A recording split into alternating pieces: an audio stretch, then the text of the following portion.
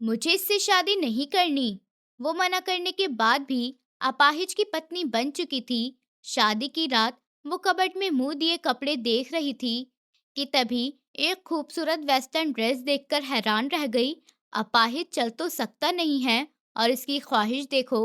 वो सर झटकती हुई एक रेड ड्रेस लेकर चेंज करती हुई आई तो आरिश को व्हील चेयर पर बैठा पाया। आ गए आप। बहुत शौक है पत्नी बनाने का। पहले अपना बस तो उठा लीजिए। वो अपनी बात पूरी करती, इतने में आरिश उसे अपने पास खींच चुका था। अपना लाल चेहरा लिए वो उसे देखती रह गई थी।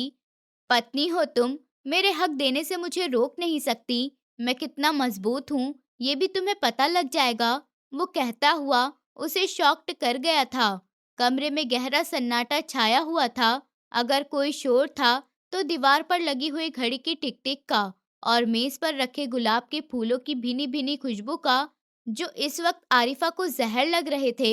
ये शादी की पहली रात थी। वो रात जिस रात के सपने हर लड़की देखती है, लेकिन आरिफा के लिए ये रात किसी बुरे सपने से कम नहीं थी। आरिफा जो इतनी खूबसूरत थी कि कोई उसे देखे तो पल की झपकना भूल जाए, आज दुल्हन के जोड़े में सजी हुई बेड के किनारे पर बैठी थी। उसका रंग दूध जैसा सफेद था और बड़ी बड़ी आंखें थीं और बाल कमर तक लहराते हुए थे। लेकिन इस वक्त इन खूबसूरत आंखों में शर्म या खुशी की जगह गुस्से, नफरत और सदमे ने ले रखी थी। उसके माथे पर पड़े हुए बल साफ बता रहे थे कि वो इस बंधन से कितनी ज्यादा खुश है और कितनी नहीं। नजर उठाकर कमरे के दूसरे कोने की तरफ देखा था, जहां पर आरिश बैठा था। व्हील चेयर पर आरिश, जिसके टांगे बेजान थी, वो खामोशी से खिड़की से बाहर देख रहा था। वो एक समझदार इंसान था, चेहरे पर एक ठहराव। लेकिन आरिफा को उसके चेहरे की कशिश नजर नहीं आ रही थी। उसे बस वो व्हील चेयर नजर आ रही थी, जिसने उसकी जिंदगी को कैद कर दिया था। आरिफा को लगा उसकी खूबसूरती, उसकी जवानी, उसकी ख्वाहिश सब इस लोहे की कुर्सी के पहिए के नीचे रोन दी गई है। कमरे की ये फिजा आरिफा से बर्दाश्त नहीं हो रही थी। जेवर उसे काट रहे थे, लहंगे का बोझ उसे थका रहा था। उसे इस कमरे में सांस लेना भारी हो रहा था। वो एकदम ही गुस्से से उठ खड़ी हुई थी। उसके उठने से कमरे में चूड़ियों की खनखार हुई थी, जिसकी वजह से आरिश ने उसे देखा था, लेकिन उसने पलटकर नहीं देखा था, बस शीशे में ही उसे देखता रहा था। आरिफा पैर पटकती हुई कबर्ड की तरफ बढ़ी थी। उसे कपड़े चेंज करने थे, भारी लहंगे से छुटकारा पाना चाहती थी ताकि शायद उसका गुस्सा कम हो सके। वो ड्रेसिंग टेबल के पास खड़ी हुई और सामने बनी अलमारी के पास गई। उसने एकदम अलमारी का दरवाजा जोर से खोला था। उसका इरादा ये था कि कोई सड़ा सा सूट निकालकर पहन ले, लेकिन अलमारी खोलते ही वो ठिठक गई थी। उसके मुंह से एकदम से हैरत भरी आवाज निकली थी। अलमारी में एक से बढ़कर एक खूबसूरत और महंगे कपड़े टंगे हुए थे। रेशम, वेलवेट और नेट के बहुत ही खूबसूरत जोड़े लटके हुए थे। खूबसूरत नाइट ड्रेस और गाउन, साड़ियाँ, सूट, उनके कलर्स भी बहुत प्यारे थे कि आरिफा जैसे खूबसूरत लड़की भी उन्हें देखकर, हर चीज को देखकर ही पता चल रहा था कि उसको खरीदने वाले की पसंद कितनी अच्छी है। आरिफा ने एक रेड कलर की खूबसूरत नाइट ड्रेस को हाथ लगाया था। कपड़ा इतना मुलायम था कि हाथों से फिसल रहा था। उसके साथ ही एक ब्लैक कलर का रेशमी गाउन भी रखा था, जिस पर बहुत ही खूबसूरत सा हैंडवर्क किया गया था। उसके होठों पर एक मुस्कुराहट उभरी थी। वो बड़बड़ाई थी, वैसे तो ये अपाहिज खड़ा नहीं हो सकता अपनी जगह से। और शौक देखो इस नवाब साहब के। उसने एक नजर पीछे मुड़कर दीवार की तरफ देखा था, जैसे वो आरिश को ताना दे रही हो। सोचा था शायद फटे पुराने कपड़े होंगे या सादा से कपड़े होंगे, लेकिन यहाँ तो पूरा बुटीक सजा रखा है। अब इन कपड़ों को पहनकर किसके सामने जाऊंगी? इस इंसान के सामने जो चल भी नहीं सकता। उसके दिल में एक अजीब सी जलन पैदा हुई थी। ये सब ऐशो आराम, ये महंगे कपड़े, ये खूबसूरत कमरा उसे मजाक सा लग रहा था। लेकिन फिर उसने सोचा, जब शादी हो ही गई है तो अपने आप को क्यों तकलीफ दें, क्यों नहीं चीजों का इस्तेमाल करें। उसने एक खूबसूरत नीले रंग का बिना आस्तीन वाला नाइट ड्रेस निकाला था। ये ड्रेस ऐसा था जो उसके जिस्म को चमका रहा था। उसने सोचा कि आरिफा, तुम इतनी खूबसूरत हो कि ये कपड़े तुम्हारे लिए ही बने हैं। वो अपाहिज है तो क्या हुआ, तुम तो बिल्कुल ठीक हो। उसने जेवरात उतारे, भारी लहंगा उतारा और वो ड्रेस पहन लिया था। उसने ड्रेसिंग टेबल के शीशे में खुद को देखा था। वो किसी परी से कम नहीं लग रही थी। उसके खुले हुए बाल उसके कंधों पर बिखरे हुए थे। उसने गुस्से से अपना सर झटका था। अफसोस कि ये खूबसूरती उस इंसान के लिए है जो इसके काबिल ही नहीं है। वो खुद से ही बड़बड़ाई थी। जब वो कमरे में वापस आई तो आरिश व्हील चेयर को पलटा हुआ था। अब उसका रुख आरिफा की तरफ था। उसकी नज़र जैसे ही आरिफा पर पड़ी, उसकी आंखों में एक पल के लिए एक अलग सी चमक उभरी थी, लेकिन फिर वो एकदम से ही सीरियस हो गया था। आरिफा उसके चेहरे को पढ़ने की कोशिश कर रही थी। वो उसके पास से गुजरकर ड्रेसिंग टेबल की तरफ जा रही थी कि फौरन ही आरिश के पास रुक गई थी। आरिश उसे ही देख रहा था। आरिश की नज़र उसके चेहरे से होते हुए उसके कपड़ों पर गई थी। आरिफा से रहा नहीं गया। उसका गुस्सा लफ्जों में बाहर आया था। वो जोर से हंसी थी, जो कमरे की खामोशी में अजीब सा लगा था। वो आरिश की आंखों में देखते हुए बोली, वाह, मैं मान गई आपकी पसंद को। अलमारी खोली तो हैरान रह गई, इतने बहुत सारे खूबसूरत कपड़े। आरिश चुपचाप रहा। आरिफा ने अपनी बात जारी रखी थी। उसकी बातों में कड़वाहट बढ़ती जा रही थी। वो आरिश के पास झुकी और उसके कान में फुसफुसाते हुए बोली, उसके अंदाज में जहर भरा हुआ था। वैसे तो अपाहिज हो, चल फिर नहीं सकते, लेकिन शौक देखो जरा, एक से बढ़कर एक कपड़े ला रखे हैं।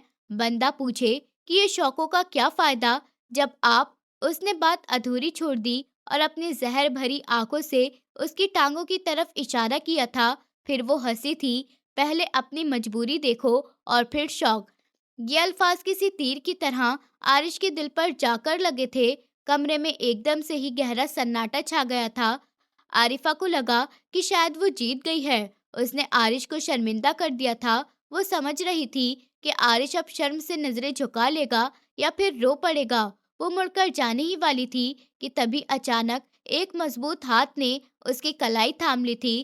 गिरफ्तार इतनी मजबूत और अचानक थी कि आरिफा के मुंह से एक हल्की सी चीख निकली थी।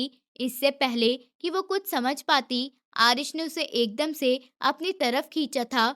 ये झटका इतना ताकतवर था कि आरिफा खुद को संभाल नहीं पाई थी। वो लड़खड़ाई और सीधा आरिश की गोद में जा गिरी थी। उसका नाजुक वजूद एकदम आरिश के सीने से टकराया था। उसकी आंखें हैरत और डर से फैल गई थीं। वो उसे कमजोर अपाहिज समझ रही थी। उसके अंदर एक मजबूत मर्द जैसी ताकत थी। आरिश ने आरिफा को संभलने तक का मौका नहीं दिया था। उसने आरिफा की कमर में हाथ डाला ताकि वो व्हील चेयर से ना लगे, बल्कि उसे करीब और बहुत करीब कर लिया था। उन दोनों के चेहरे में अब सिर्फ सांसों का फासला था। आरिफा का दिल जोर जोर से धड़क रहा था। वो डर गई थी। उसने आरिश की आंखों में देखा था, जो आंखें कुछ देर पहले तक खामोश और ठहरी हुई थीं, अब उनमें एक अलग ही चमक उभरी हुई थी। ये गुस्सा नहीं था, बल्कि एक मर्द की ताकत और उसका घमंड था। आरिश की गिरफ्त आरिफा के हाथ पर इतनी मजबूत हो गई थी कि आरिफा ने छुड़ाने की कोशिश की, मगर नाकामयाब रही। आरिश ने अपनी गहरी और भारी आवाज में कहा था। उसकी आवाज हल्की थी, मगर उसमें एक रौब भरा हुआ था। अब बोलो, क्या कह रही थी तुम आरिफा? आरिफा की सांस तो गले में ही अटक गई थी। वो कुछ बोलना चाहती थी, मगर बोल नहीं पाई थी। आरिश ने उसका हाथ मजबूती से पकड़ा और उसे अपने और करीब खींचा।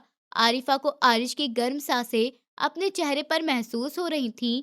तुमने मेरे पैरों की बेजानी देखी है, आरिश ने उसकी आंखों में देखते हुए कहा था, लेकिन मेरी हिम्मत नहीं देखी तुमने। मेरी मजबूरी अच्छी है, मगर ताकत नहीं देखी। आरिफा का सारा घमंड, सारा गरूर एक पल के लिए गायब हो गया था। वो बस व्हील चेयर पर बैठे उस इंसान को देख रही थी, जो अपाहिज होते हुए भी उस पर हावी था। आरिश एक पल के लिए तो खामोश हो गया था, लेकिन फिर उसने आरिफा के कान में फुसफुसाया था, जिससे आरिफा के वजूद में एक सनसनी दौड़ गई थी। तुम्हें लगता है कि मैं कमजोर हूँ? आरिफा ने ना में सर हिलाना चाहा था, मगर वो हैरान थी। आरिश ने मुस्कुराते हुए कहा था, मैं कितना ताकतवर हूँ, ये तुम्हें अब पता लगेगा। ये कहते हुए आरिश ने उसे छोड़ा नहीं था, बल्कि उसको पकड़े रखा था। आरिफा को एहसास हो गया था कि उसने आरिश को समझने में बहुत बड़ी गलती कर दी है, और ये रात अब वैसी नहीं गुजरने वाली थी जैसी उसने सोची थी। उसको अपनी गलत फहमी का शिद्दत से एहसास हुआ था। व्हीलचेयर पर बैठा हुआ ये इंसान शायद जिस्मानी तौर पर अधूरा था, लेकिन वो एक मर्द था, ताकतवर था जितना आरिफा ने सोचा था। कमरे में अब घड़ी की टिक टिक भी सुनाई नहीं दे रही थी, सिर्फ तेज होती हुई उन दोनों की सांसों की आवाज थी। आरिफा हमेशा से ही ऐसी नहीं थी, ना ही उसका लहजा इतना कड़वा था, ना ही दिल इतना सख्त था जो किसी की मजबूरी का मजाक बनाती। आरिफा को वो मनहूस दिन आज भी बहुत अच्छे से याद था, जब उसकी जिंदगी पलटकर रह गई थी। वो 7 साल की थी और एक अच्छे खासे खुशहाल परिवार की इकलौती बेटी थी। उसके पापा की सरकारी नौकरी थी और माँ एक हाउसवाइफ थी। घर में आपस में सब लोग बहुत ही मोहब्बत से रहते थे, बेफिक्री थी और लाड प्यार था। वो संडे की एक खूबसूरत सुबह थी, जब वो लोग पिकनिक मनाने के लिए एक पार्क जा रहे थे। आरिफा पीछे की सीट पर बैठी हुई अपनी गुड़िया से खेल रही थी और पापा ड्राइविंग सीट पर बैठे हुए आगे मम्मी से हंस हंस कर बातें कर रहे थे। अचानक ही सामने से तेज स्पीड में एक ट्रक आया था। ब्रेक लगाने के बाद भी गाड़ी पर कंट्रोल नहीं लगा था और फिर टायर के चलने की आवाज, शीशे के टूटने की चरचराहट और एक भयानक धमक सुनाई दी थी। और फिर इसके बाद वो हुआ था कि आरिफा को कुछ भी याद नहीं रहा था। उसकी आंख खुली तो अस्पताल के सफेद बिस्तर पर पड़ी हुई थी, लेकिन अब उसके सर पर हाथ रखने वाले उसके माँ बाप नहीं रहे थे। वो हादसा उसका बचपन, उसकी खुशियाँ, उसकी ख्वाहिशें सब छीन कर ले गया था। रिश्तेदारों की राय के बाद आरिफा की जिम्मेदारी उसकी बुआ ने ले ली थी। शाजिया बुआ की अपनी एक फैमिली थी। वो एक मिडिल क्लास फैमिली थी। उनके हस्बैंड यानी कि फूफा, वो अपने मोहल्ले में ही एक छोटी सी परचूनी की दुकान चलाते थे। कमाई कम थी और घर में पहले से ही 3 बच्चे और थे, 2 बेटे और एक बेटी। आरिफा जब अपने माँ बाप के 40वें से फ्री होकर बुआ के घर आई, तो उसे पहली बार एहसास हुआ था कि घर और मकान में क्या फर्क होता है। बुआ के घर में बस 2 ही कमरे थे। उनका छोटा सा मकान था, जहाँ हमेशा चीजों की कमी ही रहती थी। पहले दिन बुआ ने अपने बच्चों के साथ एक कमरे के कोने में जगह दी थी। शुरू शुरू में तो रिश्तेदारों ने खूब लाड प्यार दिखाया, लेकिन फिर जैसे जैसे वक्त बीत गया, उसे एहसास होता रहा कि वो इस घर पर सिर्फ एक बोझ है। फूफा जी एक बुरे आदमी नहीं थे, लेकिन महंगाई और कमाई ने उन्हें चिड़चिड़ा बना दिया था। खाने के वक्त पर दस्तरखान पर बहस होती थी कि महीना कैसे पूरा होगा। आरिफा निवाला तोड़ते ही डर जाया करती थी। उसे ऐसा लगता था कि जैसे वो सिर्फ उसकी वजह से हो रही है। वो बहुत ही कम खाना खाया करती थी, ताकि बुआ के बच्चों के लिए खाना कम ना पड़ जाए। वक्त गुजरता जा रहा था। आरिफा का एक सरकारी स्कूल में दाखिला करवा दिया गया था। उसकी कज़न, जो उसकी उम्र की थी, उसको अक्सर ही नए कपड़े और नए जूते मिलते थे, लेकिन आरिफा को हमेशा उसके पहने हुए कपड़े और पुरानी किताबें मिलती थीं। आरिफा, तुम स्कूल से आ गई हो तो ज़रा बर्तन धो दो, मेरी कमर में आज दर्द है। ये बुआ की रोज़ाना की बात थी। स्कूल का काम करने से पहले उसे घर का झाड़ू पोछा और बर्तन को निपटाना पड़ता था। वो खामोशी से सब करती रहती थी। उसके पास शिकायत करने के लिए कोई कंधा नहीं था, लेकिन कुदरत का भी एक अजीब ही इशारा था। वो था, आरिफा जितनी सादी रहती थी, उसकी खूबसूरती उतनी ही निखरती जाती थी। ऊपर वाले ने उसे बहुत ही खूबसूरत बनाया था। दूध जैसा सफेद रंग, खड़ा नाक नक्शा, बड़ी बड़ी उदास आंखों में। मोहल्ले की औरतें जब आरिफा को देखती तो कहती, शाजिया, तेरी भतीजी तो चांद का टुकड़ा है, बिल्कुल अपनी माँ पर गई है। ये तारीफें बुआ के दिल में एक हसद और डर पैदा कर देती थी। उन्हें ये डर था कि कहीं आरिफा की वजह से उनकी अपनी बेटी के रिश्ते में कोई रुकावट ना आए। वो आरिफा को ज्यादा बने संवरने से मना करती थी। वो आरिफा को किचन के कामों में ही बिजी रखती थी और कहती थी कि मैं तुम्हें सारा काम काज करना सिखाना चाहती हूँ, कि कल को ससुराल में ताने सुनने को ना मिले। आरिफा चुपचाप सुन लिया करती थी। आरिफा की जिंदगी अब गवर्नमेंट स्कूल से कॉलेज तक पहुंच गई थी, लेकिन सिर्फ उसकी जिंदगी यहीं तक थी कि घर से स्कूल और स्कूल से घर के कामों में उसकी कोई सहेली नहीं थी, कोई शौक नहीं था। बस सिर्फ इतना चाहती थी कि वो किसी तरह से अपने पैरों पर खड़ी हो जाए और इस घर से निकल जाए, ताकि वो किसी के ऊपर बोझ न बन सके। वो 20 साल की हो चुकी थी। तभी एक मोहल्ले की रिश्ता करवाने वाली आंटी घर पर आई थी। वो बहुत ही पुरजोश थी। अरे शाजिया बहन, तुम्हारी तो किस्मत जाग गई। एक ऐसा रिश्ता लाई हूँ कि तुम सोच भी नहीं सकती। लड़का करोड़पति है, उसका एक बड़ा सा बंगला है, गाड़ियां हैं, नौकर चाकर हैं, बस उन्हें लड़की खूबसूरत और घरेलू चाहिए। बुआ की तो सुनकर आंखें ही फैल गई थी। अरे मेरी बेटी के लिए ना। अच्छा, वो लोग मान जाएंगे, उन आंटी ने पान चबाते हुए कहा था। अरे तुम फिक्र मत करो, मैंने आरिफा का फोटो दिखाया था उनकी माँ को, वो तो दीवानी हो गई, तुम बस हाँ कर दो। बुआ और फूफा की खुशी का तो ठिकाना ही नहीं रहा। फूफा सोच रहे थे कि एक अमीर दामाद मिलेगा तो हो सकता है कि उनकी दुकान का कर्ज भी उतर जाए या फिर वो कोई बड़ी दुकान बना ले। बुआ सोच रही थी कि आरिफा रुखसत हो जाएगी तो उनके सर से जिम्मेदारी भी उतर जाएगी, बदले में लेन देन भी अच्छा मिल जाएगा। आरिफा ने जब इस रिश्ते के बारे में सुना तो हैरान रह गई थी। उसे भरोसा ही नहीं हुआ था कि इतने अमीर लोग उसे क्यों पसंद करेंगे। डरते डरते बुआ से पूछा था कि बुआ, लड़की में क्या कोई कमी है? इतने अमीर लोग हम गरीबों में रिश्ता क्यों कर रहे हैं? तो बुआ ने उसे डांट दिया था। अरे चुप कर बेवकूफ, ना शुक्री कहीं की। अगर ऊपर वाला छप्पर फाड़ कर दे रहा है तो तुझे उसमें कीड़े निकालने जरूरी है क्या?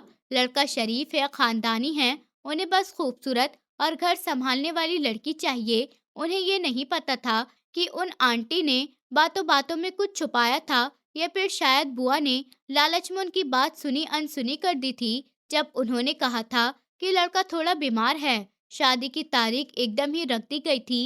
लड़के वालों की तरफ से आरिफा के लिए भारी कपड़े और जेवरात भेजे गए थे। बुआ का घर इन कीमती तोहफों से चमक उठा था। मोहल्ले वाले भी हैरत से देखते। आरिफा के लिए ये सब एक ख्वाब जैसा था। उसे ऐसा लग रहा था जैसे ऊपर वाले ने उसके सब्र का फल दिया हो। आरिफा भी खुश रहने लगी थी। पहली बार उसे नए कपड़े दिए जा रहे थे, नई चीजें दी जा रही थीं। वो अपने आप को शीशे में देखती तो किसी परी से कम नहीं लगती थी। अभी अपने होने वाले हस्बैंड आरिश के बारे में सोचने लगी थी। लड़के वाले रस्मों के लिए नहीं आए थे, बस ये कहा था कि सीधा निकाह और रुखसती होगी। बस ये बताया गया था कि लड़के की तबीयत कुछ ठीक नहीं रहती है और वो शोर शराबे पसंद नहीं करता। बुआ के लिए तो ये और भी अच्छा था। उनका खर्चा जो बच गया था। शादी का दिन भी आ पहुंचा था। छोटा सा मैरिज हॉल बुक किया गया था। आरिफा लाल खूबसूरत से जोड़े में चांद का टुकड़ा लग रही थी। उसकी कजिन्स उसे छेड़ रही थीं। वो शर्माकर और भी प्यारी लग रही थी। महंगी गाड़ियां और शानदार कपड़ों में बाराती खूब चमक रहे थे। बुआ और फूफा का सीना फक्र से चौड़ा था। थोड़ी ही देर में निकाह हुआ। आरिफा ने कबूल कह दिया और सिग्नेचर भी हो गए थे। वो अब मिसेस आरिश बन चुकी थी। दिल में उम्मीदों के चिराग रोशन थे। फिर वो लम्हा भी आया था जब दुल्हा दुल्हन को आमने सामने बिठाया जा रहा था। आरिफा स्टेज पर सर झुकाए बैठी थी। हॉल में एकदम ही खामोशी छा गई थी। आरिफा ने महसूस किया कि कुछ गड़बड़ है। कजिन्स जो उसे छेड़ रही थी अब खामोश थी। आरिफा ने नजर उठाकर ऊपर देखा था। सामने से कुछ लोग व्हील चेयर को धकेलते हुए स्टेज की तरफ ला रहे थे। इस व्हील चेयर पर एक खूबसूरत नौजवान बैठा था जिसकी टांगों पर चादर पड़ी हुई थी और वो खुद से नहीं चल सकता था। आरिफा को ऐसा लगा था जैसे किसी ने उसके सर पर हथौड़ा मारा हो। उसकी आंखों के सामने एकदम से अंधेरा छा गया था। क्या ये उसका दुल्हा था? क्या ये रिश्ता? उसने घबराते हुए बुआ की तरफ देखा था। बुआ उससे नजरें चुरा रही थी। आरिफा के मुंह से चीख निकली थी। वो अपनी जगह से खड़ी हुई थी। ये क्या है बुआ? उसकी आवाज कट रही थी। आपने तो मुझे नहीं बताया था कि ये अपाहिज है। हॉल में मौजूद सभी लोग आपस में कानों में बातें करने लगे थे। आरिश का चेहरा स्पॉट था, जैसे उसे इसके बारे में पहले से ही पता हो। आरिफा की सास आगे बढ़ी और सख्ती से बोली थी, बेटी, अपाहिज है, ये मजबूरी है। मेरा बेटा लाखों में एक है। एक हादसे में उसकी टांगे खराब हो गई, चल नहीं सकता। तुम इसका सहारा बनोगी तो ये कमी पूरी हो जाएगी। आरिफा का दम घुट रहा था। उसे धोखा दिया गया था, उसे बेचा गया था। वो इस दौलत की कीमत थी जो अब बुआ और फूफा को मिलने वाली थी। नहीं, आरिफा ने रोते हुए कहा था, मैं ये शादी नहीं मानती। आप लोगों ने मुझसे झूठ बोला है, मेरी जिंदगी बर्बाद कर दी। वो स्टेज से उतरने लगी। उसे लगा यहाँ से भाग जाएगी, कहीं दूर चली जाएगी। लेकिन इससे पहले वो अपना कदम आगे बढ़ाती, बुआ ने उसका हाथ मजबूती से थाम लिया था और उसे घसीटती हुई स्टेज पर ले गई थी। उनका चेहरा गुस्से से लाल हो रहा था। पागल हो गई हो क्या तुम? वो गुर्राई थी। उनकी आवाज एक सांप जैसे जहर उगल रही थी। निकाह हो चुका है, सिग्नेचर कर चुकी हो तुम, और अब ये तुम्हारा पति है। लेकिन बुआ, वो अपाहिज है। आरिफा बरस पड़ी थी। आपने पहले क्यों नहीं बताया मुझे? मैं ये शादी नहीं मानती। बुआ ने उसके आंसुओं की परवाह किए बिना उसके कान में वो बात कही थी जिसने उसके पैर जकड़ दिए थे। आरिफा, अगर तुमने तमाशा किया या ये बारात वापस गई तो याद रखना, मेरे घर के दरवाजे तुम्हारे लिए हमेशा के लिए बंद हैं। और सोचो, तुम्हारे मरे हुए माँ बाप की रूह को कितनी तकलीफ होगी। उनकी बेटी की वजह से हमारी इज्जत खाक में मिल गई। हमने तुम्हें पाल पोसा जवान किया। क्या इसी दिन के लिए हमने ये सब किया था कि तुम हमारी नाक कटवा दो? बुआ ने उसे इमोशनल किया था। देखो, तुम्हारे फूफा ने ये कर्ज लेकर सारे इंतजाम किया है। अगर ये रिश्ता टूटा तो हम बर्बाद हो जाएंगे। तुम्हें ये कुर्बानी देनी होगी। आरिफा, तुम अनाथ हो और अनाथों के नखरे नहीं होते। उसने बेबसी से फूफा की तरफ देखा था, जो सर झुकाए खड़े थे। शायद वो भी शर्मिंदा थे, लेकिन दौलत की चमक ने उनकी जबान बंद कर दी थी। आरिफा की टांगों से जान निकल गई थी। वो वहीं फर्श पर बैठ जाती। अगर उसकी सहेलियां उसे थाम न लेती तो। उसने अपने आंसू रोके और बड़ी मुश्किल से खुद को संभाला और एक जिंदा लाश की तरह उस व्हील चेयर की बराबर में जाकर बैठ गई थी। उस व्हील चेयर के पहिए अब उसकी तकदीर में लिखे जा चुके थे। रुखसती हुई, बारिश के साथ एक ब्लैक कलर की शानदार गाड़ी में बैठी थी। पूरे रास्ते दोनों खामोश रहे थे। आरिफा खिड़की से बाहर देखती रही थी। आंसू बराबर आंखों से बह रहे थे। उसे आरिश से हमदर्दी नहीं, बल्कि नफरत महसूस हो रही थी। उसे लग रहा था कि इसने अपनी दौलत से उसकी मासूमियत, उसकी जिंदगी, उसकी ख्वाहिश खरीद ली। गाड़ी एक बहुत बड़ी गेट से अंदर हुई थी। ये आरिश विला था।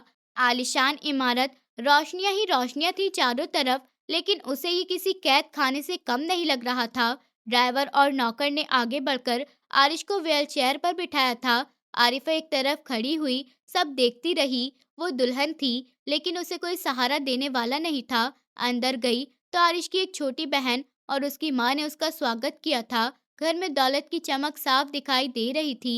शानदार कालीन और महंगा फर्नीचर। सास ने उसके सर पर हाथ फेरते हुए कहा था, खुश रहो बेटी, ये घर अब तुम्हारा है। मेरे आरिश का ख्याल रखना, ख्याल रखना। आरिफा के कानों में ये लफ्ज गूंजा था। उसे एक पत्नी के तौर पर नहीं, बल्कि एक नर्स के तौर पर लाया गया है। उसे उसके कमरे तक पहुंचाया गया था।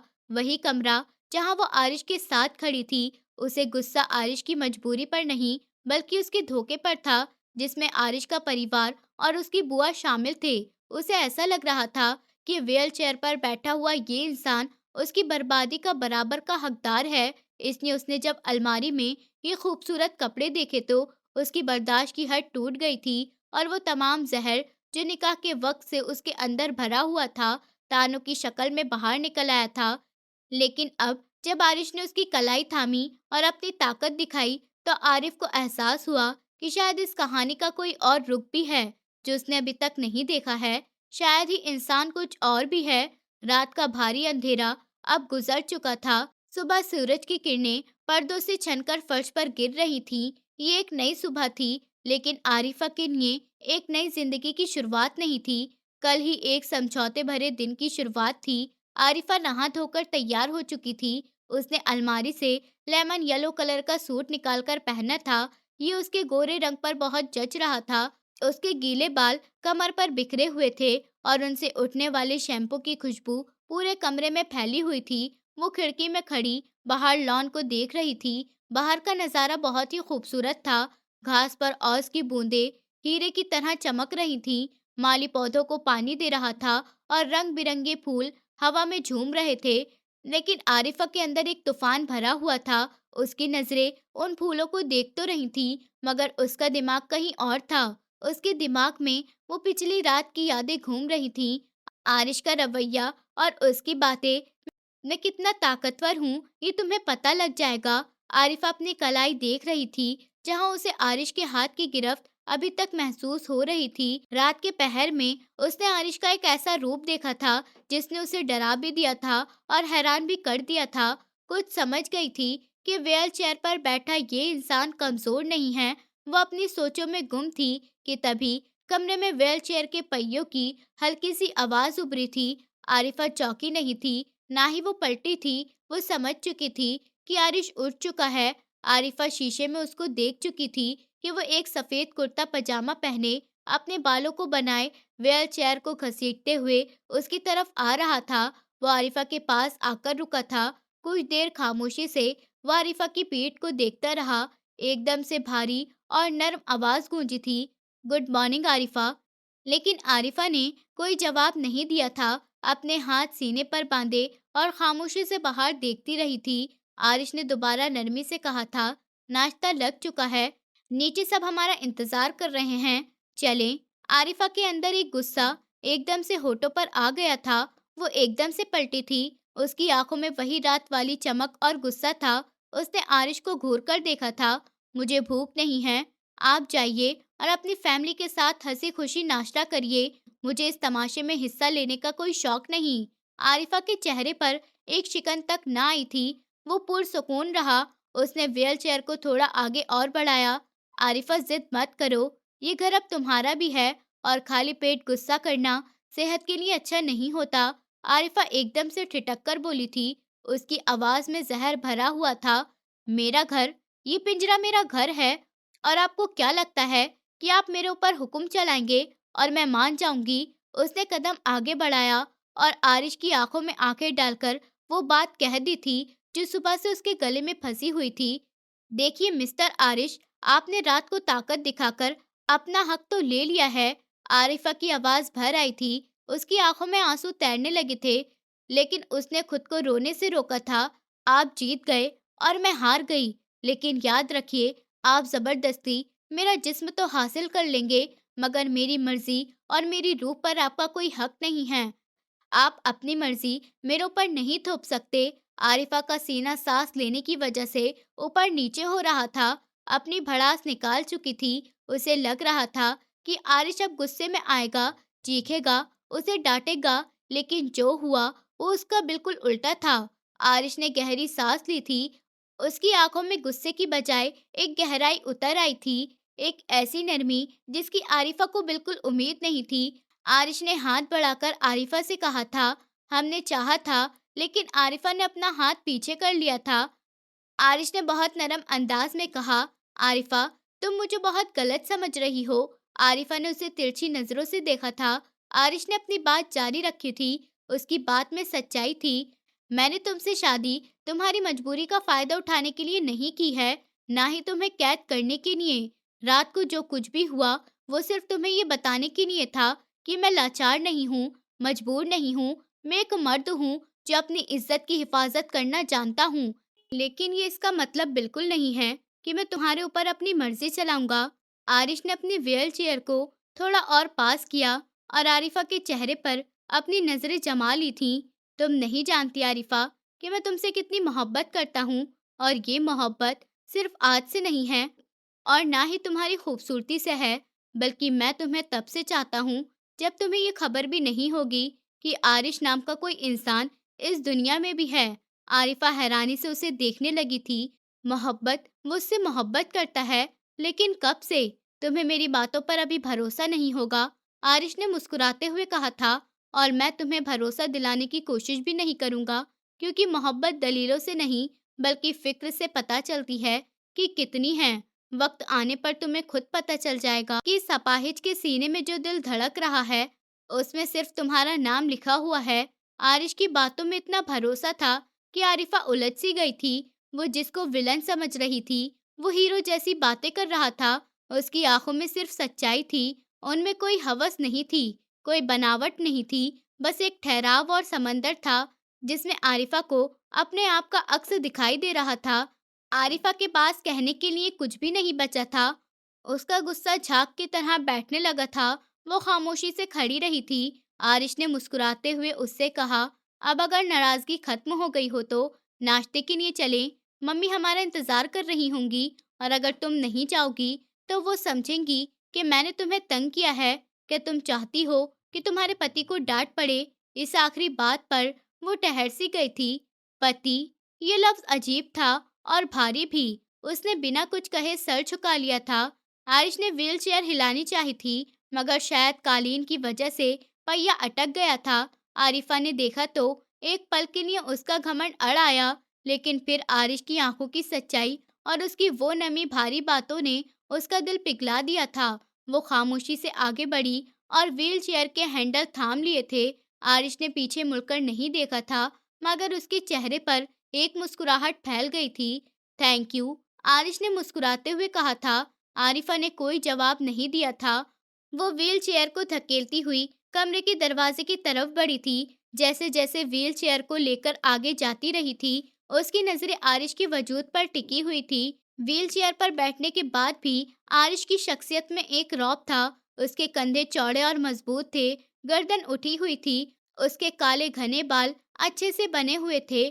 उसके जिस्म से एक महंगे और अच्छे परफ्यूम की खुशबू आ रही थी, जो आरिफा के दिमाग पर छा रही थी। वो चलते चलते सोचने लगी कि क्या पर्सनैलिटी है, इसके बात करने का अंदाज भी कितना अच्छा है, गुस्सा तो जैसे आता ही नहीं है। फिर उसकी नज़र आरिश के मजबूत हाथों पर पड़ी थी, जो व्हील चेयर पर रखे हुए थे। साफ सुथरी उंगलियों पर बंधी हुई महंगी घड़ी। आरिफा के दिल में एक अजीब सी ठिस उठी थी। रात से लेकर अब तक एक अनकही बात जो उसके दिल में अपनी जगह बना रही थी। ये इंसान कितना अच्छा है, शक्ल सूरत में, बातचीत में, पैसे में और रौब में। अगर कुछ कमी है तो वो सिर्फ टांगों की। वो डाइनिंग हॉल की तरफ पहुंच ही चुकी थी। शीशे की दीवार में उसे अपना और आरिश का वजूद दिखाई दिया था। दोनों एक दूसरे के साथ बहुत अच्छे लग रहे थे, लेकिन उनके बीच में ये व्हील चेयर थी जो आरिफा को चुभ रही थी। वो एकदम ही अपने दिल में सोचने लगी थी, और ये सोच शिद्दत से हो रही थी कि वो खुद भी हैरान थी। काश अपाहिज ना होता, काश अपने पैरों पर खड़ा होता। अगर ऐसा होता तो शायद ये दुनिया का सबसे खूबसूरत मर्द होता। कितना हैंडसम और प्यारा है। ये उसकी आंखें, उसके बात करने का अंदाज, इसी सोच ने उसे एकदम से शर्मिंदा कर दिया था। अभी कुछ देर पहले तक तो वो इससे नफरत कर रही थी, और अब उसकी खूबसूरती की तारीफ कर रही थी। क्या दौलत और रुतबा सच में इंसान का दिल बदल देते हैं, या फिर ये आरिश की मोहब्बत भरी बातों का असर था? डाइनिंग टेबल पर आरिश की माँ और बहन बैठे थे। जैसे ही आरिफा आरिश को लेकर उनके पास आई थी, उनके चेहरे खिल उठे थे। आरिफा ने आरिश की व्हीलचेयर मेज पर सेट की और खुद उसकी बराबर में बैठ गई थी। बैठते वक्त उसकी नजरें आरिश से मिली थी, जो उसे ही देख रहा था। उसकी आंखों में एक अलग ही चमक थी, जैसे वो कह रहा हो कि मेरा मान रखने के लिए थैंक यू। आरिफा ने अपनी नजरें झुका ली थी। उसके दिल की धड़कनें अभी भी तेज चल रही थी। नाश्ते की मेज पर तरह तरह के खाने सजे हुए थे, लेकिन आरिफा की भूख उड़ चुकी थी। उसका दिमाग बस एक ही बात पर अटका हुआ था कि वक्त आने पर तुम्हें खुद पता चल जाएगा, क्या सच में, क्या आरिफा इस अपाहिज इंसान से मोहब्बत कर पाएगी, या फिर ये मजबूरी और जबरदस्ती का रिश्ता उम्र भर यूं ही चलता रहेगा। इन सवालों के जवाब अभी तक मिले नहीं थे, लेकिन एक बात तो तय थी कि आज सुबह आरिफा की नफरत की दीवार में एक छोटी सी दरार जरूर पड़ गई थी, जहां से आरिश की मोहब्बत की चमक अंदर झांक रही थी। शादी को देखते ही देखते 1 डेढ़ महीना गुजर चुका था। वो शुरुआत जो एक तूफान की तरह हुई थी, वो एक पुरसुकून झील की तरह थमती जा रही थी। 1 महीने में बहुत कुछ बदल सा गया था। आरिफा के दिल में जो नफरत की दीवार पहली रात को खड़ी हुई थी, वो अब ढलती जा रही थी। आरिश का बर्ताव उसके साथ बहुत फ्रेंडली और नरम था। उसने कभी भी आरिफा के ऊपर हुक्म चलाने की कोशिश नहीं की थी, और ना ही कभी उसे अपनी देखभाल करने की उम्मीद रखी थी। वो अपना ज्यादातर काम खुद करने की कोशिश करता था। जहाँ पर उसकी मदद की जरूरत होती थी, वो आरिफा से रिक्वेस्ट करने के अंदाज में कहता था। यही वो रवैया था जिसने आरिफा के दिल में नरमी पैदा कर दी थी। वो दोनों शाम की चाय अब साथ में ही बैठकर पिया करते थे, कभी लॉन में बैठकर तो कभी टीवी देखते हुए। अब उनकी ज्यादातर बातें मौसम को लेकर या घर के छोटे छोटे कामकाज को लेकर ही हुआ करती थी। आरिफा ने महसूस किया था कि आरिश एक सुलझा हुआ और बहुत ही समझदार इंसान है। उसको हर एक चीज की अच्छी तरह नॉलेज थी। और वो आरिफा की बातों को बहुत ही ध्यान से सुनता था, जैसे वो बहुत ही इम्पोर्टेंट बात कर रही हो। आरिफा अब उसे अपनी बातें बताने लगी थी, अपने बुआ के घर के किस्से, अपने स्कूल की बातें, अपने हर एक दिन की छोटी-छोटी बात, अपनी पसंद नापसंद। उन दोनों के बीच बहुत अच्छी दोस्ती हो गई थी। फिर एक दिन आरिश ने खाने की मेज पर सबके सामने कहा था कि उसे बिजनेस के सिलसिले में किसी काम से 1 हफ्ते के लिए बाहर जाना है। 1 हफ्ता एकदम से आरिफा के मुंह से निकला था। वो खुद भी हैरान थी कि उसे आरिश की बात सुनकर एकदम से बेचैनी क्यों हुई थी। आरिश ने फौरन मुस्कुराकर उससे पूछा था, क्यों? क्या तुम्हें मेरी याद सताएगी? आरिफा फौरन संभल गई। नहीं तो, बस मैं तो ऐसे ही पूछ रही थी। घर में खामोशी हो जाएगी ना, इसलिए बस। आरिश उसकी बात पर हंस दिया था। तुम टेंशन मत लो आरिफा, मैं तुम्हें वहां से रोज फोन करूंगा। और फिर तुम्हारे पास यहाँ पर मम्मी और छुटकी तो है ना, तुम्हें वक्त गुजारने का पता भी नहीं लगेगा। आरिश चला गया था, लेकिन आरिफा को पहले ही दिन अंदाजा हो गया था कि वक्त गुजारना कितना मुश्किल है। घर बहुत बड़ा और खाली खाली लग रहा था। व्हील चेयर के पहियों की वो आवाज जो पहले आरिफा को बुरी लगती थी, अब वो इस आवाज को सुनने के लिए तरस रही थी। 2 दिन तो जैसे तैसे गुजर गए थे। तीसरे दिन आरिफा बहुत ज्यादा बोर हो गई थी। आरिफा की सास तो अपने कमरे में आराम कर रही थी और आरिश की बहन कॉलेज गई हुई थी। आरिफा पूरे घर में घूमती रही और घूमते घूमते आरिश के स्टडी रूम में आ पहुंची। ये घर का वो कमरा था जिसमें आरिफा बहुत कम जाया करती थी। बस सफाई करने के लिए यहाँ काम वाली आती थी और आरिश ज्यादातर अपना वक्त यहीं गुजारता था। आरिफा को हमेशा झिझक महसूस होती थी कि वो उसकी प्राइवेसी में कहीं उसको डिस्टर्ब ना कर दे। लेकिन आज आरिश घर पर नहीं था, तो आरिफा स्टडी रूम की तरफ चली गई थी। आरिफा ने स्टडी रूम का दरवाजा खोला था। उसे अंदर बहुत सारी किताबों के साथ और कॉफी की मिली-जुली खुशबू आई थी, जो उसे आरिश की तरह लग रही थी। कमरे को बहुत सलीके से सजाया हुआ था। कमरे में ऊंची लकड़ी की अलमारियां बनी हुई थीं, जो किताबों से भरी पड़ी थीं, और बीच में एक बहुत ही बड़ा और भारी लकड़ी का मेज रखा हुआ था। उसके ऊपर एक महंगा लैपटॉप, कुछ फाइल और पेन ड्राइव वगैरह रखे हुए थे। आरिफा चलती हुई बुक शेल्फ के पास गई थी। उसकी उंगलियां किताबों को छू रही थीं। बिजनेस मैनेजमेंट, शायरियाँ, इन्हीं की तरह बहुत सारी किताबें उसे बुक शेल्फ में रखी हुई थीं। कितना पढ़ाकू है ये इंसान, आरिफा मुस्कुराते हुए बड़बड़ाई थी। तभी तो बातें भी इतनी गहरी करता है। वो घूमकर उसकी मेज के पास आई थी। कुर्सी खाली थी। वो कुर्सी जिस पर आरिश बैठकर घंटों काम किया करता था। आरिफा ने शरारत से उस कुर्सी पर बैठने का सोचा था। वो घूमने वाली बड़ी सी चमड़े की कुर्सी पर बैठ गई थी और कुर्सी पर झूलने लगी थी। उसको आरिश के अपने पास होने का एहसास हो रहा था। मेज पर चीजें बहुत ही सफाई से सजाई हुई थीं। कुछ बिजनेस कार्ड रखे थे और एक लैंप रखा हुआ था। आरिफा की नजर मेज की दराज पर पड़ी थी, जो थोड़ी सी खुली हुई रह गई थी। शायद आरिश उसे जल्दी में पूरा बंद करना भूल गया होगा। आरिफा ने हाथ आगे बढ़ाकर दराज खोला था। दराज में कुछ स्टेशनरी का सामान, कुछ दवाइयाँ और एक डायरी रखी हुई थी। एक काले रंग की मोटी सी चमड़े की डायरी। आरिफा उस डायरी की तरफ अट्रैक्ट हुई थी। आरिफा का दिल धड़का था। किसी की पर्सनल डायरी पढ़ना बुरी बात है आरिफा, उसका अपने अंदर से आवाज आई थी। लेकिन वो मेरे हस्बैंड हैं और फिर हम दोस्त भी तो हैं, उसने खुद से ही कहा था। उसने डायरी हाथ में ली थी और बाहर निकाली थी। डायरी हाथ में लेते ही उसे अजीब सी सनसनाहट सी महसूस हुई थी। ये डायरी बहुत पुरानी सी लग रही थी। उसने डरते डरते पहला पन्ना पलटा था, जिस पर आरिश का खूबसूरती से नाम लिखा हुआ था और उसके सिग्नेचर हुए थे, और नीचे एक शेर लिखा हुआ था। उसने पेज पलटना शुरू किए थे। शुरू के पेजों में बिजनेस की बातें, कुछ हिसाब किताब की, कुछ उसके बिखरे हुए ख्याल। वो बोर होकर डायरी बंद करने ही वाली थी कि तभी अचानक डायरी के बीच में से कोई चीज फिसलकर उसकी गोद में आ गिरी थी। वो शायद किसी का फोटो था। आरिफा ने वो फोटो उठाया और सीधा किया था। अगले ही पल उसके मुंह से एक चीख निकली थी और आंखें फैल गई थी। फोटो में कोई मॉडल या एक्ट्रेस नहीं थी, ना ही कोई आरिश का रिश्तेदार था, बल्कि फोटो में खुद आरिफा थी। लेकिन ये आरिफा की वो फोटो नहीं थी जो रिश्ते के लिए दी थी, बल्कि ये तो आरिफा की बहुत पुरानी फोटो थी।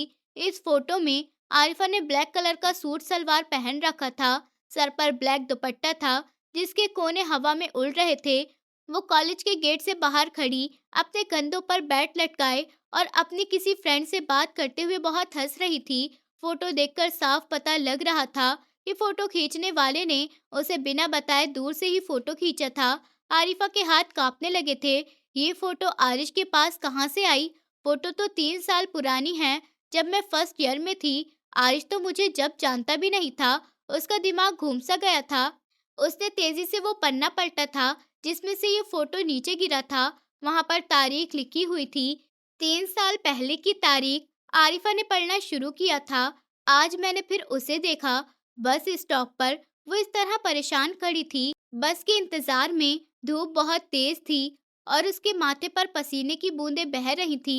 मेरा दिल किया कि जाऊं और उसे घर छोड़ आऊं क्या, कम से कम उसे धूप से बचाने के लिए कोई साया ही कर दूं। लेकिन मैं कौन हूँ उसके लिए? सिर्फ एक अजनबी ही ना। वो अपनी ही दुनिया में मगन है और मैं गाड़ी के शीशे के पीछे छुपे उसको देखने का मुजरिम। उसकी सादगी में एक अलग ही बात है। उसके चेहरे की मासूमियत मुझे रोज यहाँ खींच लाती है। मुझे नहीं पता कि उसका नाम क्या है, लेकिन मेरी आंखें उसे उजली हुई सुबह कहती हैं। आरिफा का सांस रुक गया था। उसने अगला पन्ना पलटा था। आज पता चला कि उसका नाम आरिफा है। नाम की तरह वो खुद भी चमकती हुई है, लेकिन वो उदास लगती है। मैंने आज उसे कॉलेज से बाहर निकलते हुए देखा। उसकी आंखों में आंसू थे। मेरा दिल धड़क कर रह गया था। कौन है जो उसे रुला रहा है? काश मैं उसके आंसू पोंछ सकता। काश मेरे पास वो हक होता कि मैं उसके ऊपर अपनी दुनिया की दौलत, दुनिया की ताकत लुटा सकता। सब कुछ उसके कदमों में ढेर कर देता। मैं अपनी दौलत में, अपनी ताकत, अपना सब कुछ लुटा सकता हूँ, सिर्फ उसके होठों पर मुस्कुराहट देखने के लिए। लेकिन मैं डरता हूँ, कहीं मेरी एक तरफा मोहब्बत उसे बदनाम न कर दे। आरिफा की आंखों से आंसू निकलकर डायरी के पन्नों पर गिरने लगे थे। वो यकीन ही नहीं कर पा रही थी कि वो जो आरिश को 1 महीने से जानती है, वो उसे 3 सालों से जानता है। वो उसका पीछा करता रहा था, लेकिन क्यों? उसने तेजी से पन्ने पलटे थे। एक जगह तारीख उस दिन की थी जिस दिन आरिश का एक्सीडेंट हुआ था। शायद ऊपर वाले को मेरा गुरूर घमंड पसंद नहीं आया, या फिर मेरी मोहब्बत में ही कोई खोट था। आज मैं हमेशा के लिए अपाहिज हो गया। डॉक्टर कहते हैं मैं कभी नहीं चल सकूंगा। सब कुछ खत्म हो गया। अब मैं आरिफा के बारे में सोच भी नहीं सकता। एक अपाहिज इंसान उस जैसी मासूम परी का हाथ कैसे मांग सकता है? वो तो किसी राजकुमार की हकदार है। आज मैंने अपनी माँ से कह दिया कि मैं शादी नहीं करूंगा, सिर्फ दूर से ही उसे देखा करूंगा। मेरी मोहब्बत अब सिर्फ दुआ बनकर रहेगी। आरिफा का दिल जोर जोर से धड़क रहा था। उसे अब व्हील चेयर नजर आ रही थी। उसे अब इस डायरी में लिखे हुए अल्फाज, जज्बात और मोहब्बत दिखाई दे रहे थे। फिर आखिरी तारीख शादी से कुछ दिन पहले की थी। चमत्कार होते हैं। मुझे तो भरोसा ही नहीं होता, लेकिन चमत्कार होते हैं। मम्मी ने बताया कि आज मेरा रिश्ता वो वहीं पर लेकर गई थी जहां मेरा दिल अटका हुआ था। वो लोग मान गए। उसकी बुआ ने हाँ कर दी। आरिफा मेरी होने वाली है। क्या ये ख्वाब है?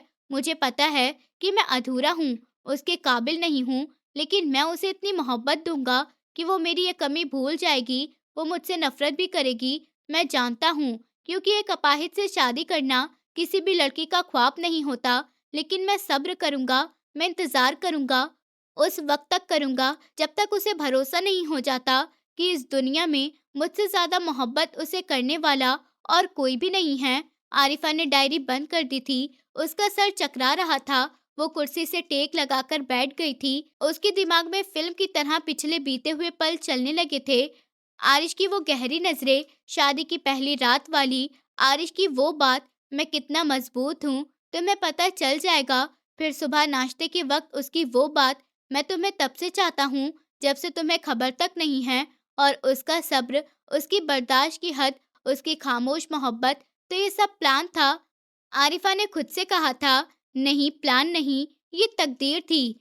वो मुझे तब से चाहता था जब मैं बुआ के घर के कामकाज करके कॉलेज जाया करती थी, जब मैं बेबसी के धक्के खाया करती थी। वो मुझे देखता था, उसे खुशी भी हो रही थी और एक अजीब सी घबराहट थी। खुशी इस बात की कि वो किसी ऐसे इंसान के साथ नहीं है जिसे सिर्फ उसकी खूबसूरती देखकर उससे शादी की हो, बल्कि वो एक ऐसे इंसान के पास है जिसने उसकी रूह से मोहब्बत की थी। वो भी तब जब वो कुछ भी नहीं थी और घबराहट इस बात की कि आरिश को कितना गलत समझ रही थी। उसने उसे क्या कुछ नहीं कहा, ताने दिए, अपनी नफरत दिखाई कि आरिफा किस दर्द से गुजर रही है। आरिश आरिफा के होठों से एकदम निकला था। अब उसको इस सवाल का जवाब तो मिल गया था कि आरिश ने उससे शादी क्यों की थी, लेकिन अब एक नया सवाल अपना सर उठा रहा था। अगर वो इतना ही प्यार करता था तो उसने शादी से पहले मुझे बताया क्यों नहीं था? सब कुछ छुपाया क्यों?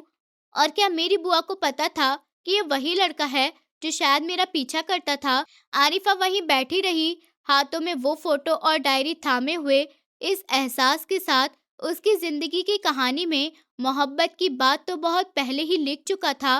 बस इसे पढ़ने की अकल उसे आज आ गई। अब उसे आरिश के वापस आने का बहुत शिद्दत से इंतजार था। इस बार शिकायत करने के लिए नहीं, बल्कि उससे मोहब्बत का जवाब ढूंढने के लिए जो सालों से उसके दिल में थी। 1 हफ्ता गुजर चुका था। ये 7 दिन आरिफा के लिए 7 महीने से कम नहीं गुजरे थे। उसने आरिश की डायरी को बारीकी से पढ़ा था, उस डायरी को अपने सीने से लगाकर रोई थी और ना जाने कितनी बार ऊपर वाले का शुक्र अदा किया था। उसकी झोली में कांटों की बजाय फूल डाल दिए गए थे। अब वो बस आरिश का इंतजार कर रही थी। वो पुरानी आरिफा नहीं रही थी जो सिर्फ गुस्से और नफरत से भरी हुई थी। अब वो एक ऐसी पत्नी थी जो अपने पति की मोहब्बत में गिरफ्तार हो चुकी थी और उसे बहुत कुछ पूछना चाहती थी। आज आरिश वापस आ रहा था। आरिफा ने शाम से ही तैयारी शुरू कर दी थी। उसने हल्के गुलाबी रंग का सूट पहना था, हाथों में कांच की चूड़ियां पहनी थी और आंखों में काजल लगाया था। वो चाहती थी कि आरिश जब वापस आए तो उसे देखकर खुश हो जाए। उसकी व्हील चेयर खुद गेट तक लेकर जाना चाहती थी। घड़ी की सुइयां टिक टिक कर रही थी। बाहर अंधेरा फैल चुका था और टॉर्च की लाइट जल गई थी। आरिफा लॉन्च की एक बड़ी खिड़की की तरफ पर्दा हटाकर गेट की तरफ देख रही थी। उसका दिल तेजी से धड़क रहा था। अचानक ही गेट खुला और आरिश की ब्लैक कलर की कार अंदर आई थी। आरिफा के चेहरे पर मुस्कुराहट फैल गई थी। वो तेजी से भागती हुई बाहर आंगन की तरफ गई थी। नौकर पहले ही बाहर खड़े थे। ड्राइवर ने गाड़ी का दरवाजा खोला था। आरिफा वहीं खड़ी हो गई थी। वो अब इंतजार कर रही थी कि ड्राइवर अब डिग्गी से व्हील चेयर निकालेगा, उसे सेट करेगा और फिर आरिश को सहारा देकर उसमें बिठाएगा। ये उसका रोज का काम था। लेकिन आज जो हुआ था वो देखकर आरिफा के पैरों के नीचे से जमीन ही निकल गई थी। ड्राइवर ने व्हील चेयर नहीं निकाली थी। वो वहीं खड़ा हो गया था। गाड़ी का दरवाजा खुला था और अंदर से एक ब्लैक कलर का चमकता हुआ जूता बाहर निकलता हुआ दिखाई दिया था। जमीन पर रखा गया था। फिर दूसरा पाँव। आरिफा की आंखें फट गई थी। ये क्या है? और फिर एक मजबूत हाथ ने गाड़ी के दरवाजे को थामा था और फिर एक लंबा चौड़ा इंसान गाड़ी से बाहर निकलकर खड़ा हो गया था। वो आरिश था। व्हील चेयर पर नहीं, अपने दोनों पैरों पर मजबूती से बिना सहारे के खड़ा आरिश। उसका कद 6 फुट से ज्यादा था। चौड़े कंधे, 3 पीस सूट में वो किसी फिल्म के हीरो से कम नहीं लग रहा था। आरिफा का सांस रुक गया था। उसे लगा जैसे वो कोई सपना देख रही है। उसके हाथ पांव सुन्न हो गए थे।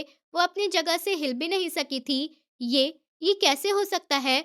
उसके होठ हिले मगर आवाज नहीं निकली थी। आरिश अपाहिज था। वो चल नहीं सकता था। तो फिर ये कौन है? आरिश ने अपने कोट के बटन लगाए और फिर आगे देखा था। उसकी नजर सीधी आरिफा पर पड़ी थी जो बुद्ध बनी खड़ी थी। आरिश के चेहरे पर एक गहरी मुस्कुराहट फैल गई थी। वो मुस्कुराहट जो आरिफा ने पहले कभी नहीं देखी थी। वो पुरसुकून दिखाई दे रहा था। आरिश ने कदम उठाया था। वो चल रहा था बिल्कुल नॉर्मल इंसानों की तरह। वो चलता हुआ आरिफा की तरफ आ रहा था। आरिफा की आंखों से आंसू बहने लगे थे। खुशी के आंसू थे या फिर सदमे के थे, वो खुद भी नहीं जानती थी। ये तो वो इंसान जिसे वो अपाहिज समझकर कभी तरस खाती थी तो कभी नफरत करती थी, वही इंसान आज उसके सामने पहाड़ की तरह खड़ा था। आरिश उसके बिल्कुल पास आकर रुक गया था। उसे आरिफा को देखने के लिए गर्दन झुकानी पड़ रही थी, बल्कि पहले व्हील चेयर पर होने की वजह से वो उसे नीचे से देखता था। आरिफा, उसकी भारी आवाज गूंजी थी। आरिफा चौंकी थी। आरिफा ने अपने कांपते हुए हाथों से इशारा किया था। आप आप खड़े हैं, आप चल रहे हैं। वो रोते हुए कह रही थी, ये सब क्या है आरिश? मैं सपना देख रही हूँ ना? बताइए मुझे आरिश, मैं पागल हो गई हूँ। आरिश ने आगे बढ़कर आरिफा के दोनों कंधे थाम लिए थे। उसकी गिरफ्त मजबूत थी। नहीं आरिफा, तुम सपना नहीं देख रही हो, ना ही तुम पागल हुई हो। मैं बिल्कुल ठीक हूँ और अपने पैरों पर खड़ा हूँ। आरिफा ने उसे छूकर देखा था। उसके हाथ, उसका सीना, सब कुछ सच में था। लेकिन आप तो अपाहिज थे। वो एक्सीडेंट, वो व्हीलचेयर, वो सब क्या था? आरिफा का दिमाग इन सब सवालों से फट रहा था। आपने मुझसे झूठ बोला, आपने सबसे झूठ बोला। उसकी हैरत अब हल्के गुस्से में बदल रही थी। उसे ऐसा लग रहा था कि जैसे उसके जज्बात के साथ खेला गया है। आरिश ने उसका हाथ थामा और अंदर चलने का इशारा किया। आओ, अंदर चलकर बात करते हैं, यहाँ सबके सामने नहीं। उसका हाथ पकड़े उसे अंदर लॉन्च में ले आया था। वो अभी भी हैरत से उसके चलने का अंदाज देख रही थी। उसे भरोसा ही नहीं हो रहा था कि ये वो इंसान है जो पहले अपाहिज था और अब बिल्कुल सही सलामत अपने पैरों पर चल रहा है।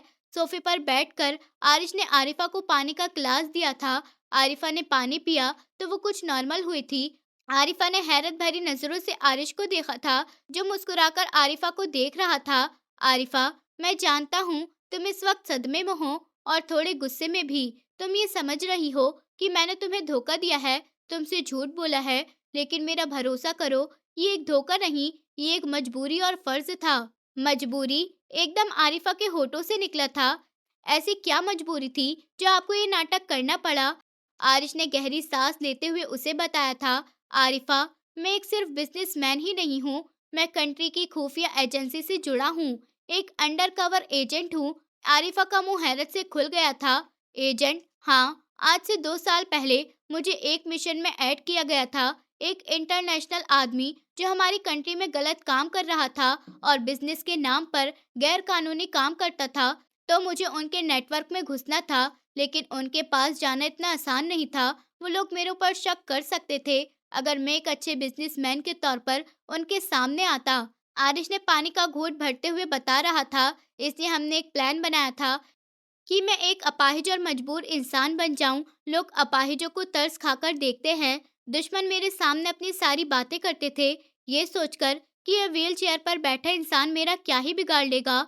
उन्हें नहीं मालूम था कि ये व्हील चेयर मेरा सबसे बड़ा हथियार थी। आरिफा हैरानी से ये सब सुन रही थी। ये तो उसे किसी फिल्म की कहानी लग रही थी। वो एक्सीडेंट, उसने पूछा था, वो सब ड्रामा था। आज ने बताया था, मीडिया एक्सीडेंट, हॉस्पिटल की रिपोर्ट, ये सब हमारी एजेंसी ने रिकॉर्ड किया था। मैंने 2 साल, पूरे 2 साल इस कुर्सी पर बैठकर गुजारे हैं। मैं चल सकता था, भाग सकता था, सब कुछ कर सकता था, लेकिन मुझे दुनिया के सामने खुद को अपाहिज दिखाना था। ये मेरी जिंदगी का एक भारी और मुश्किल मिशन था। आरिफा, अपने पैरों में जान होने के बाद भी बेजान बनकर रहना बहुत ही दर्द होता है। और मुझसे शादी? आरिफा ने धीमी आवाज में पूछा था। क्या वो भी मिशन का हिस्सा थी? आरिश ने फौरन आरिफा का हाथ अपने हाथ में लिया था। बिल्कुल नहीं, तुम मेरी जिंदगी का हिस्सा हो, तुम किसी भी मिशन का हिस्सा नहीं थी। तुम मेरी मोहब्बत हो आरिफा। मैं तुम्हें तब से चाहता हूँ जब मैं नॉर्मल था।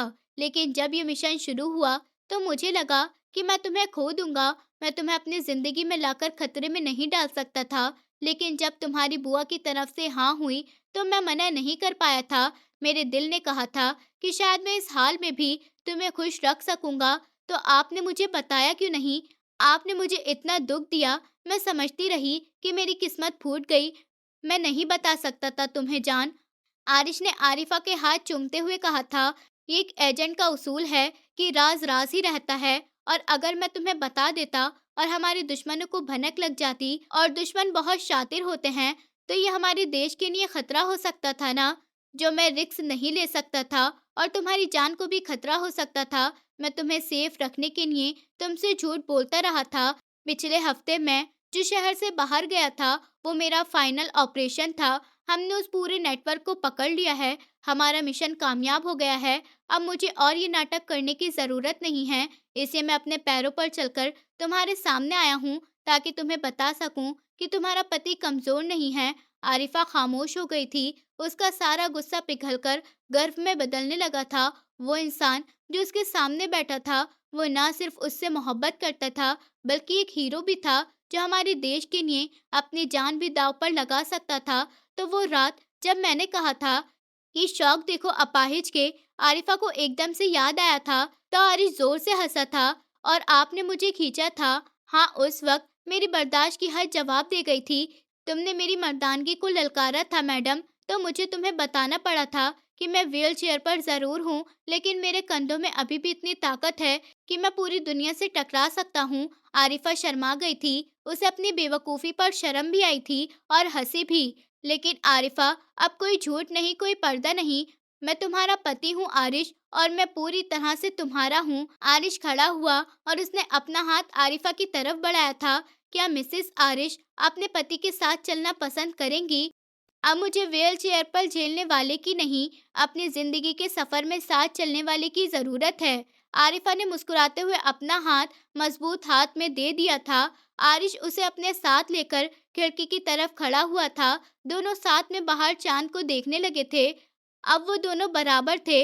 हाँ, कद में थोड़ा फर्क था, लेकिन मोहब्बत में वो दोनों बराबर ही थे। दोस्तों, उम्मीद करती हूँ आपको हमारी कहानी पसंद आई होगी। कहानी पसंद आई है तो वीडियो को लाइक करें, चैनल पर नए हैं तो चैनल को सब्सक्राइब करें, और हाँ, नोटिफिकेशन बेल को ज़रूर दबाएं ताकि अगली अपडेट सबसे पहले आपको मिले।